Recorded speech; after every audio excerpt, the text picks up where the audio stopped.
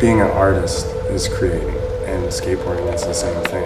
It's looking at something and thinking, how can I do this different?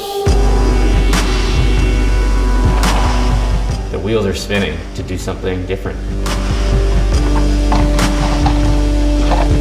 And that's one of the creative ways that skateboarders think.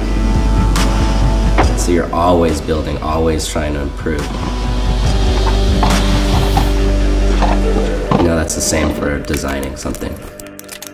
This is Latch. This kind of caters to all of us. What we wanted to make is something timeless. I feel like this represents that.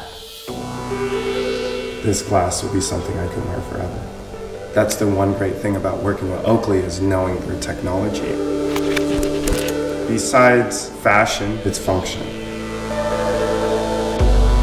But seeing an idea come to life is one of the coolest things. It makes me excited for the future.